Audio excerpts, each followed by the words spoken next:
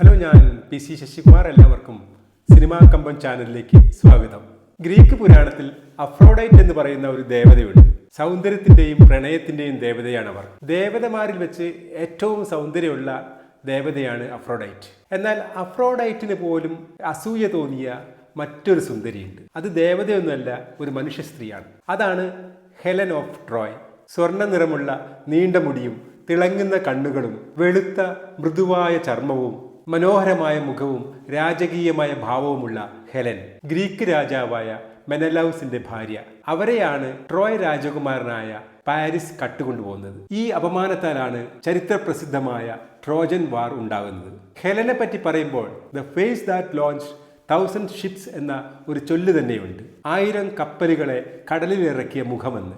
ലോകത്തിലെ ഏറ്റവും സുന്ദരിയായ മനുഷ്യ സ്ത്രീ ഏതാണെന്ന് ചോദിച്ചാൽ യൂറോപ്യന്മാരെ സംബന്ധിച്ചിടത്തോളം മറ്റൊരു ഉത്തരമില്ല.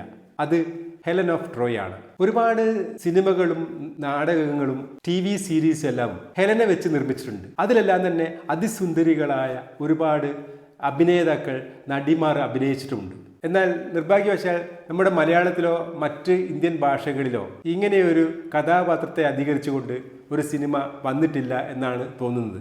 ഈ അടുത്തിറങ്ങിയ ഒഡിസി എന്ന ക്രിസ്റ്റഫർ നോളന്റെ സിനിമയിൽ ഹെലൻ പ്രത്യക്ഷപ്പെടുന്നുണ്ട്. എന്നാൽ ആ ഹെലൻ ഒരുപാട് വിവാദങ്ങൾക്ക് കാരണമായിട്ടുമുണ്ട്. പ്രശസ്ത ഹോളിവുഡ് നടിയായ ലുപ്പിറ്റ ന്യോൺഗോ ആണ് ഹെലനായിട്ട് അഭിനയിച്ചിരിക്കുന്നത്. അഭിനയ മികവിന്റെ കാര്യത്തിൽ ഇവർ അതിപ്രശസ്തയാണ്. 12 Years a Slave എന്ന ലോകപ്രശസ്ത സിനിമയിൽ, സ്റ്റാർ വാർസ്, ബ്ലാക്ക് പാന്തർ തുടങ്ങിയ അതിപ്രശസ്ത ഹോളിവുഡ് സിനിമയിൽ നായികയായി വന്ന അഭിനേത്രിയാണ് ലുപ്പിറ്റ ന്യോൺഗോ. ഒഡീസിയിലെ ഹെലനായുള്ള അവരുടെ അഭിനയ മികവിന്റെ കാര്യത്തിലല്ല വിമർശനമുണ്ടായിരിക്കുന്നത്. ഇവർ ഒരു കറുത്ത വർഗ്ഗക്കാരിയാണ്. ലോകത്തിലെ അതിസുന്ദരിയായി കണക്കാക്കപ്പെടുന്ന ഹെലനെ അവതരിപ്പിക്കാൻ ഒരു കറുത്ത വർഗ്ഗക്കാരിയെ തെരഞ്ഞെടുത്തു എന്നതിന്റെ പേരിലാണ് വിമർശനം.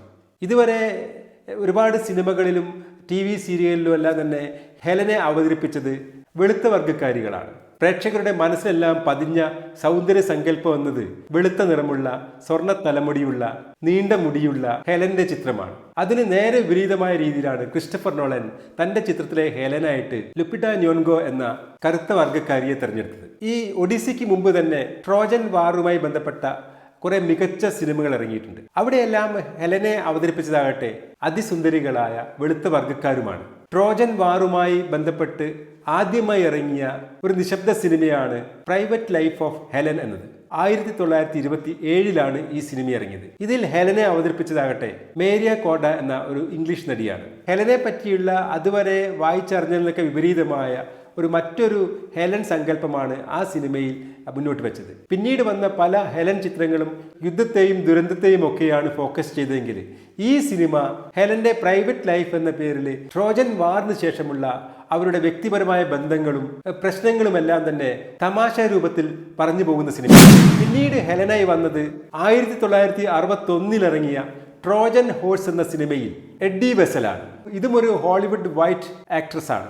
ഈ വേർഷനിലും ഹെലനെ ഒരു നിഗൂഢ സ്വഭാവമുള്ള ഒരു സ്ത്രീയായാണ് അവതരിപ്പിക്കുന്നത്. ട്രോജൻ വാറുമായി ബന്ധപ്പെട്ട് പിന്നീട് ഇറങ്ങിയ ഒരു പ്രശസ്തമായ സിനിമ 1971 ട്രോജൻ വിമനാണ്. ഐറിൻ പെപ്പാസ് എന്ന ഹോളിവുഡ് അഭിനേത്രിയാണ് ഹെലനായി ഇവിടെ വരുന്നത്.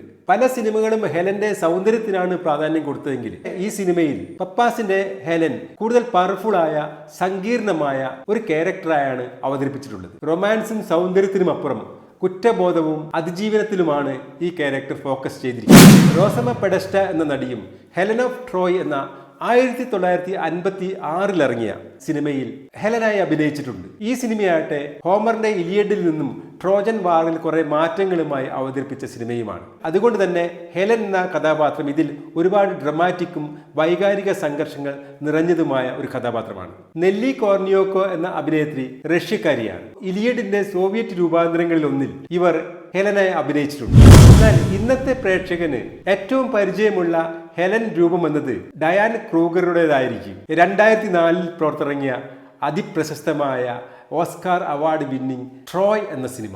ബ്രാഡ് പിറ്റ് അക്കിലസും എറിക് ബാന ഹെക്ടറും ഒർലാൻഡോ ബ്ലൂം പാരീസുമായി എല്ലാം അഭിനയിച്ച് തകർത്ത ഒരു ക്ലാസിക് ചിത്രമായ ട്രോയിൽ ഡയാൻ ക്രൂഗറാണ് ഹെലനായി വരുന്നത്. ഈ സിനിമയുടെ ആഗോള വിജയം ഹെലൻ എന്ന അതിസൗന്ദര്യ രൂപം ഡയാൻ ക്രൂഗർ പ്രേക്ഷക മനസ്സിൽ പതിയുന്നതിന് കാരണമായി.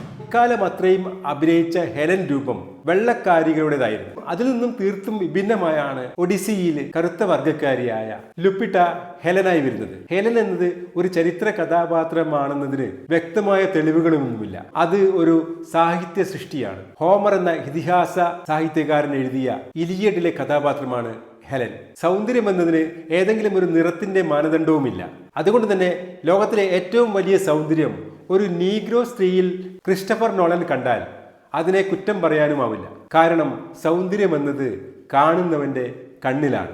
ഈ വീഡിയോ ഇഷ്ടപ്പെട്ടാൽ തീർച്ചയായും ലൈക്ക് ചെയ്യുക, കമന്റ് ചെയ്യുക, സബ്സ്ക്രൈബ് ചെയ്യുക. പുതിയൊരു വീഡിയോയുമായി വരുന്നവരെ എല്ലാവർക്കും സിനിമാ കമ്പത്തിന്റെ